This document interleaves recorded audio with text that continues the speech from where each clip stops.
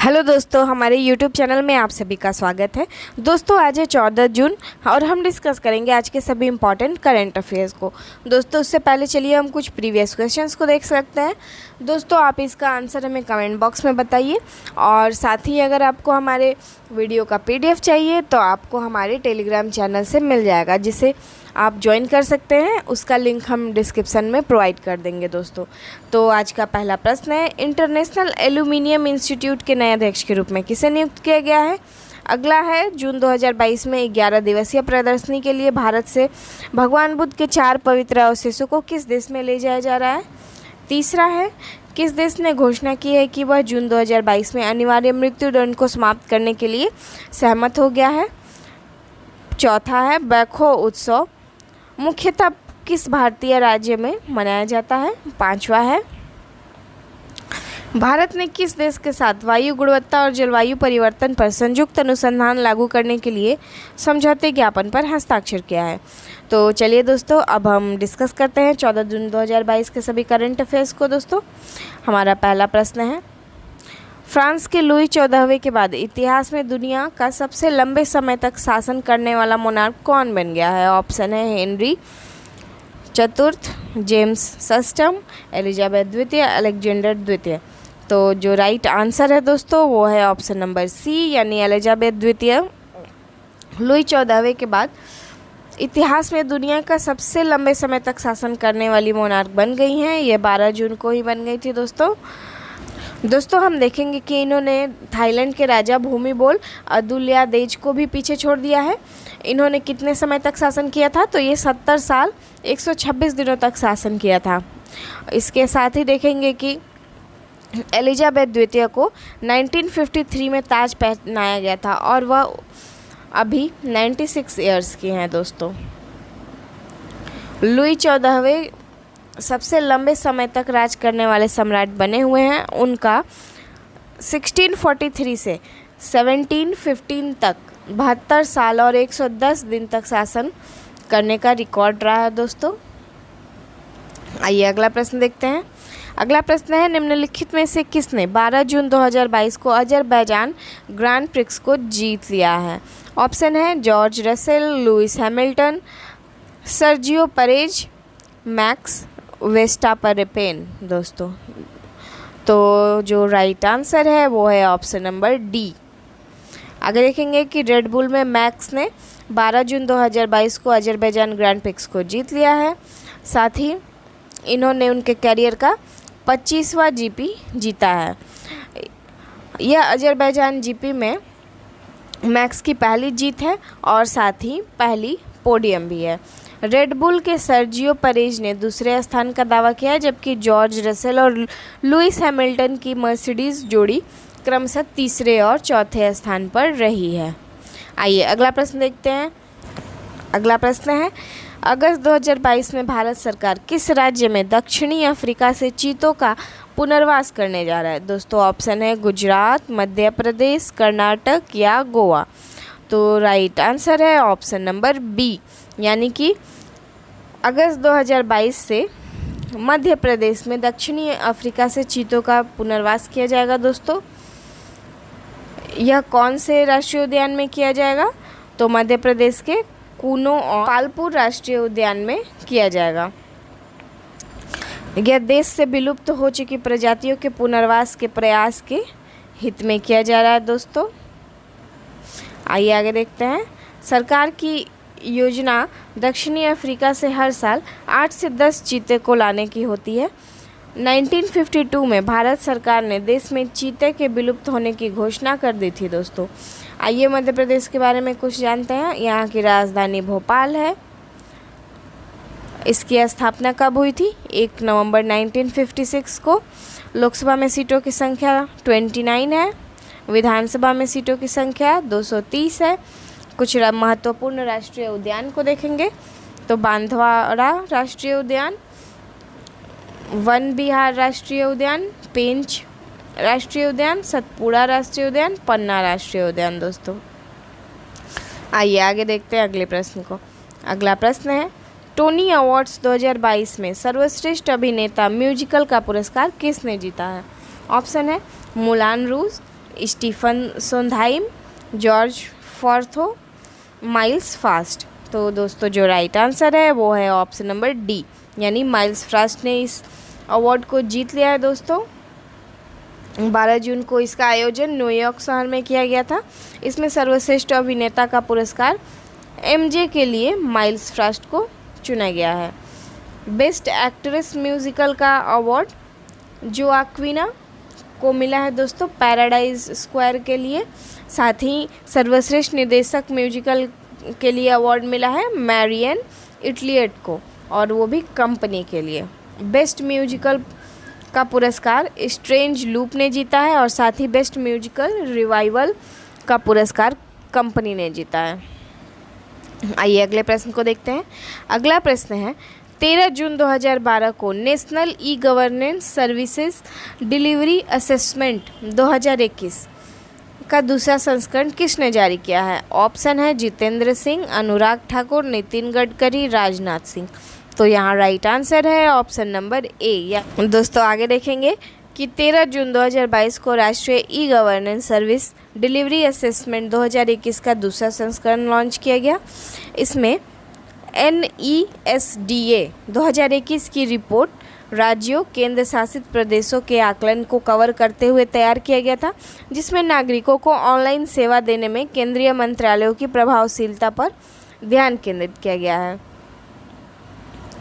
हम देखेंगे कि NESDA 2021 में 7 क्षेत्रों में सेवाएं शामिल हैं। अगला प्रश्न है भारत ने किस भारोत्तोलक ने IWF युवा विश्व चैंपियनशिप में पुरुषों के 55 किलोग्राम स्पर्धा में स्वर्ण पदक को जीता है? ऑप्शन है गुरदीप सिंह, सतीश शिवलिंगम, विकास ठाकुर, सेनापति गुरु नायडू। तो दोस्तों जो राइट आंसर है वो है ऑप्शन नंबर डी, यानी कि सेनापति गुरु नायडू ने इस पुरस्कार को जीत लिया है दोस्तों। साथ ही देखेंगे कि यह 12 जून 2022 को मैक्सिको में आयोजित किया गया था। इन्होंने लियोन में IWF युवा विश्व चैंपियनशिप में पुरुषों की 55 किलोग्राम स्पर्धा में स्वर्ण को जीता है। विजय प्रजापति और आकांक्षा किशोर ने पहले दिन रजत पदक को जीता था, और इस दोस्तों सेनापति ने स्नैप जीतने वाले रजत में 104 किलोग्राम का भार उठाया था, जबकि क्लीन और जर्क ने 126 किलोग्राम का भारोत्तोलन में स्वर्ण को हासिल कर लिया दोस्तों। आगे देखते हैं अगले प्रश्न को। अगला प्रश्न है राजेश एक्सपोर्ट्स लिमिटेड ने किस राज्य में देश का पहला इलेक्ट्रॉनिक डिस्प्ले प्लांट को लॉन्च किया है? ऑप्शन है तेलंगाना, उड़ीसा, बिहार, बांग्लादेश। तो दोस्तों जो राइट आंसर है वो है ऑप्शन नंबर ए, यानी कि राजेश एक्सपोर्ट्स लिमिटेड ने भारत का पहला इलेक्ट्रॉनिक डिस्प्ले प्लांट को तेलंगाना में लॉन्च किया है दोस्तों। साथ ही हम देखेंगे कि यह देश का पहला इलेक्ट्रॉनिक डिस्प्ले प्लांट है, और इसका $3 अरब का निवेश किया जाएगा दोस्तों। इसमें लिस्ट के माध्यम से निवेश किया जा रहा है, और यह एक इकाई है जिसे डिस्प्ले और इलेक्ट्रॉनिक वाहन जैसे उत्पाद बनाने में विविधता लाने को शामिल किया जाएगा। चलिए अगला प्रश्न देखेंगे। निम्न में से कौन सा राज्य ड्रोन नीति को मंजूरी देने वाला देश का पहला राज्य बन गया है? ऑप्शन है गुजरात, पंजाब, हिमाचल प्रदेश या महाराष्ट्र। तो दोस्तों जो राइट आंसर है वो है ऑप्शन नंबर सी दोस्तों, यानी कि हिमाचल प्रदेश ड्रोन नीति को मंजूरी देने वाला पहला राज्य बन गया है। आइए देखते हैं कुछ इसके बारे में। यहाँ के मुख्यमंत्री हैं जयराम ठाकुर, जिन्होंने राज्य में ड्रोन नीति को मंजूरी दी है, और साथ ही हिमाचल प्रदेश इसके साथ पहला राज्य बन गया है, क्योंकि हिमाचल प्रदेश पहाड़ी राज्यों में विभिन्न सार्वजनिक सेवाओं के लिए ड्रोन और इसी तरह के तकनीक का उपयोग करने में सक्षम बनना चाहती है। आइए देखते हैं कुछ आगे। हिमाचल प्रदेश की राजधानी शिमला है, और यहाँ की दूसरी राजधानी धर्मशाला है। राजभाषा हिंदी और संस्कृत है। गठन 25 जनवरी 1971 को हुआ था। यहाँ के राज्यपाल राजेंद्र विश्वनाथ आर्लेकर हैं दोस्तों। साथ ही मुख्यमंत्री जयराम ठाकुर है। भाजपा की सरकार है। विधानमंडल एक सदनी है। विधानसभा में सीटों की संख्या 68 है। राज्यसभा में सीटों की संख्या 3 है। लोकसभा में सीटों की संख्या 4 है। और उच्च न्यायालय हिमाचल प्रदेश उच्च न्यायालय यहाँ का उच्च न्यायालय है। देखते हैं हम मैप को दोस्तों। तो हिमाचल प्रदेश, लद्दाख, जम्मू कश्मीर और इधर देखेंगे पंजाब, हरियाणा, इधर उत्तर प्रदेश और उत्तराखंड के सीमाओं से टच होता है। साथ ही चाइना यानी तिब्बत से भी इसकी सीमाएं टच होती हैं। चलिए अगले प्रश्न को देखते हैं। अगला प्रश्न है, हाल ही में किसने the मोधुल co operative bank limited Bagalkot का लाइसेंस रद्द कर दिया है? दोस्तों ऑप्शन है नीति आयोग, योजना आयोग, शिक्षा आयोग, भारतीय रिजर्व बैंक। तो राइट आंसर है ऑप्शन नंबर डी, यानी भारतीय रिजर्व बैंक ने the Mudhol cooperative bank limited Bagalkot के लाइसेंस को रद्द कर दिया है। इस प्रकार इसे जमा राशि पुनर्भुगतान और नए धन स्वीकृति से प्रबंधित कर दिया है। दोस्तों हमारा अगला प्रश्न है, निम्न में से किस राज्य सरकार ने YSR यंत्र योजना की शुरुआत की है? ऑप्शन है गुजरात सरकार, महाराष्ट्र सरकार, केरल सरकार या आंध्र प्रदेश सरकार। तो दोस्तों राइट आंसर है ऑप्शन नंबर डी, यानी आंध्र प्रदेश सरकार ने अभी हाल ही में YSR यंत्र सेवा को शुरू किया है। और आंध्र प्रदेश के गुंटूर में चुटगुंटा केंद्र में ट्रैक्टरों और कंबाइन हार्वेस्टर के वितरण की हरी झंडी भी दिखाई है। दोस्तों चलिए अगला प्रश्न देखते हैं। हाल ही में नई दिल्ली में DSP उत्कृष्टता पुरस्कार का कौन सा संस्करण आयोजित किया गया? ऑप्शन है पहला संस्करण, दूसरा संस्करण, तीसरा संस्करण या चौथा संस्करण। तो दोस्तों यहाँ राइट आंसर है ऑप्शन नंबर बी, यानी कि नई दिल्ली में DSDP उत्कृष्टता पुरस्कारों का दूसरा संस्करण लॉन्च किया गया है। दोस्तों हम यहाँ देखेंगे कि यह 30 शीर्ष जिलों को कौशल विकास में अपनी अनूठी सर्वोत्तम प्रथाओं के लिए मान्यता दी गई थी। दोस्तों देखते हैं कि आगे यहाँ कौशल विकास और उद्यमिता मंत्री धर्मेंद्र प्रधान ने इस कार्यक्रम में बात की और जिला कलेक्टरों और जिला अधिकारियों और अन्य अधिकारियों से कुशल कार्यबल के डिमांड मैपिंग करने और स्थानीय स्तर पर कौशल विकास पहल के बारे में जागरूकता बढ़ाने का आग्रह किया है। कौशल विकास और उद्यमिता मंत्री कौन है? तो अभी धर्मेंद्र प्रधान जी हैं। आगे बढ़ते हैं। अगला प्रश्न है, 14 जून को विश्व भर में कौन सा दिवस मनाया जाता है? ऑप्शन है रक्तदान दिवस, विश्व तंबाकू दिवस, विश्व विज्ञान दिवस, विश्व शिक्षा दिवस। दोस्तों राइट आंसर है ऑप्शन नंबर ए, यानी कि विश्व रक्तदान दिवस प्रतिवर्ष 14 जून को मनाया जाता है। दोस्तों इस दिन को WHO के द्वारा रक्त दिवस के रूप में मनाने की घोषणा की गई थी और सबसे पहले इसको 2004 में मनाया गया था। इसका उद्देश्य क्या है? तो लोगों में रक्तदान को प्रोत्साहित करना और रक्त उत्पादों की आवश्यकता के बारे में भी जागरूकता को बढ़ाना है। 2004 में WHO ने इसे पहली बार मनाया था। दोस्तों ये क्यों मनाया जाता है? तो 14 जून को नोबेल प्राइज़ विजेता कार्ल लैंडस्टीनर का जन्म दिवस है। यह एक साइंटिस्ट थे जिन्होंने ABO ब्लड ग्रुप सिस्टम को खोजा था।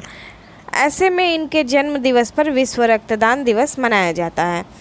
इनकी खोज से पहले ब्लड ट्रांसफ्यूजन बिना ग्रुप की जानकारी के किया जाता था।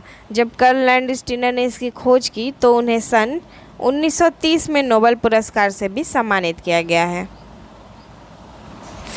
दोस्तों आगे देखेंगे इस वर्ष का थीम क्या है?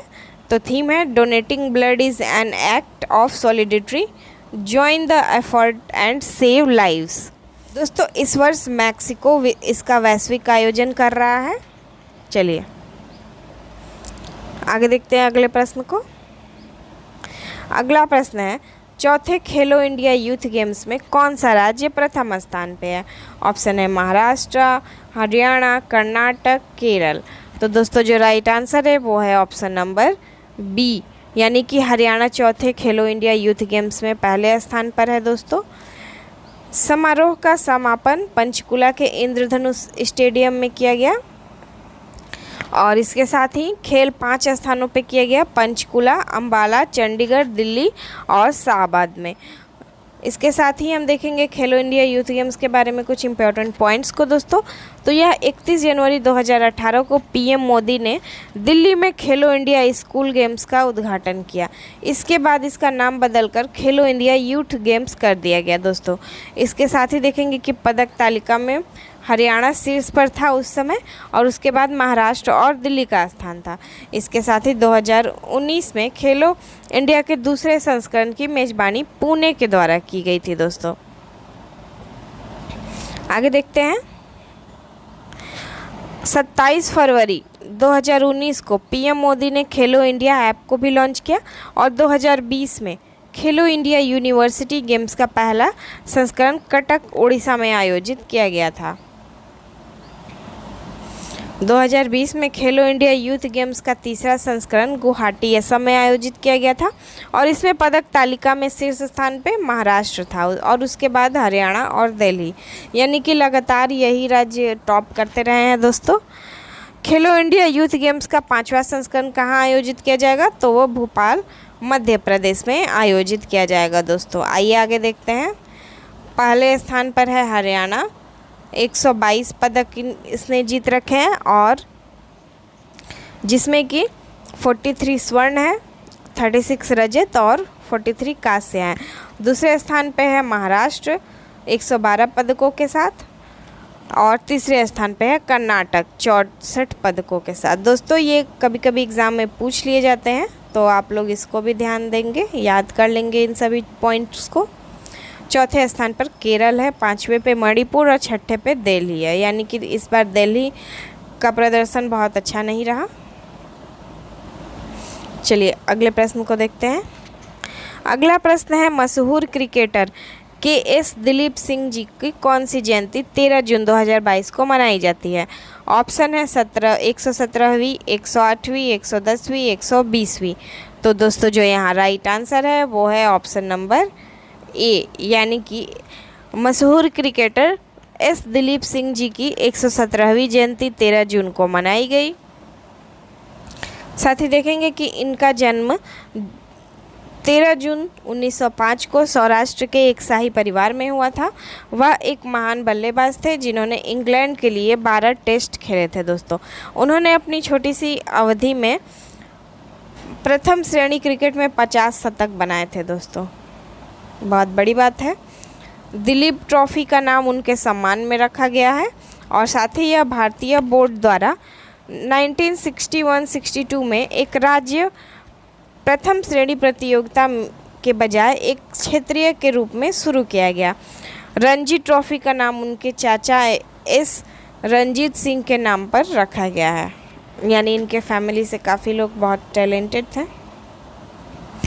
अगला प्रश्न है, छोटे व्यवसाय का समर्थन करने के लिए किस सोशल मीडिया प्लेटफॉर्म ने SMB साथी उत्सव लॉन्च किया है? ऑप्शन है WhatsApp business, Meta, Instagram, Twitter.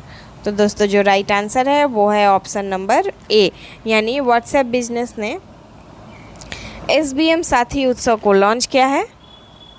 दोस्तों देखते हैं कि व्हाट्सएप इंडिया ने SBM साथी उत्सव नामक एक पहल की घोषणा की है, और इसका उद्देश्य है कि छोटे व्यवसायों को व्हाट्सएप बिजनेस ऐप से डिजिटल माध्यमों को अपनाने में मदद किया जाए दोस्तों।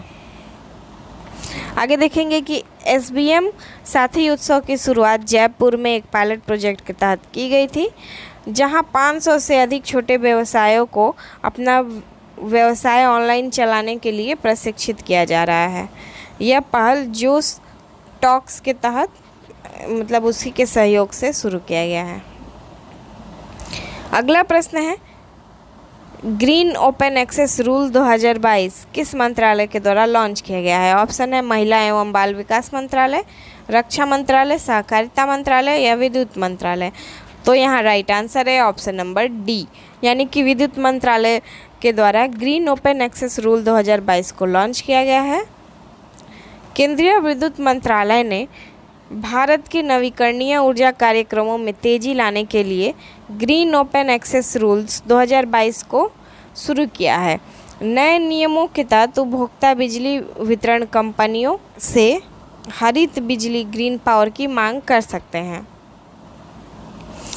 सभी उपभोक्ता ग्रीन ओपन एक्सेस की अनुमति है और हरित ऊर्जा के लिए ओपन एक्सेस लेन देन की सीमा 1 मेगावाट से घटाकर 100 किलोवाट कर दी गई है दोस्तों। आइए आगे देखते हैं अगले प्रश्न को। अगला प्रश्न है, कौन सा देश सांग्री-ला डायलॉग एशिया सुरक्षा शिखर सम्मेलन की मेज़बानी कर रहा है? ऑप्शन है इंडोनेशिया, मलेशिया, सिंगापुर या वियतनाम। तो राइट आंसर है ऑप्शन नंबर सी, यानी सांग्री-ला डायलॉग को सिंगापुर के द्वारा किया जा रहा है दोस्तों। International institute for strategic studies द्वारा आयोजित 19वीं सांग्री-ला डायलॉग कोविड-19 महामारी के बाद 2 साल के बाद शुरू किया गया है दोस्तों सिंगापुर में। और साथ ही सांग्री-ला वार्षिक संवाद एशिया के महत्वपूर्ण रक्षा शिखर सम्मेलन में से एक है। आगे देखेंगे कि यह एक अनूठी बैठक है जहां मंत्री क्षेत्र की सबसे महत्वपूर्ण सुरक्षा चुनौतियों पर बहस करते हैं और इसे 2002 में ब्रिटिश थिंक टैंक द्वारा सिंगापुर सरकार के समर्थन से लॉन्च किया गया था। सांग्री-ला डायलॉग को आधिकारिक तौर पर एशिया सुरक्षा शिखर सम्मेलन के रूप में भी जाना जाता है दोस्तों। आइए अब अगले प्रश्न को देखते हैं। हमारा अगला प्रश्न है, किस भारतीय राज्य ने सुरक्षा मित्र योजना वाहन निगरानी प्रणाली को लॉन्च किया है? तो ऑप्शन है केरल, तमिलनाडु, आंध्र प्रदेश और कर्नाटक। तो दोस्तों राइट आंसर है ऑप्शन नंबर ए, यानी केरल के द्वारा सुरक्षा मित्र परियोजना वाहन निगरानी प्रणाली को लॉन्च किया गया है। इसमें किसी भी दुर्घटना के मामले में यह सिस्टम मालिकों को मोबाइल फ़ोन पर संकट संदेश भेजता है और यह परियोजना निर्भया योजना के तहत शुरू की गई है और सड़क यात्रा को सुरक्षित बनाने के लिए राज्य में चालू कर दी गई है दोस्तों। आइए अब हम देखते हैं अपने प्रीवियस क्वेश्चंस के आंसर को।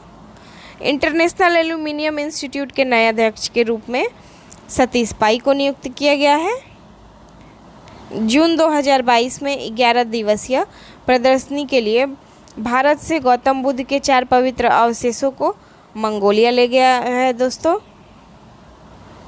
अगला प्रश्न है, किस देश ने यह घोषणा की है कि वह जून 2022 में अनिवार्य मृत्युदंड को समाप्त करने पर सहमत हो गया? तो यहाँ राइट आंसर है ऑप्शन नंबर डी, यानी मलेशिया अनिवार्य मृत्युदंड को समाप्त करने पर सहमत हो गया है। चौथा प्रश्न है, बैकहो उत्सव मुख्यतः किस भारतीय राज्य में मनाया जाता है? तो इसका राइट आंसर है ऑप्शन नंबर ए, यानी असम में इसको मनाया जाता है दोस्तों। और पांचवा प्रश्न है, भारत ने किस देश के साथ वायु गुणवत्ता और जलवायु परिवर्तन पर संयुक्त अनुसंधान लागू करने के लिए समझौते ज्ञापन पर हस्ताक्षर किया है? तो इसका राइट आंसर है ऑप्शन नंबर बी, यानी जापान के साथ भारत ने इस समझौते ज्ञापन पर हस्ताक्षर किया है। दोस्तों हमारा आज का सेशन आपको कैसा लगा हमें कमेंट बॉक्स में ज़रूर बताइएगा और अगर आपको इसका PDF चाहिए तो हमारे टेलीग्राम चैनल को आप ज्वाइन कर सकते हैं, हम उसका लिंक आपको प्रोवाइड कर देंगे। साथ ही दोस्तों तब तक के लिए धन्यवाद।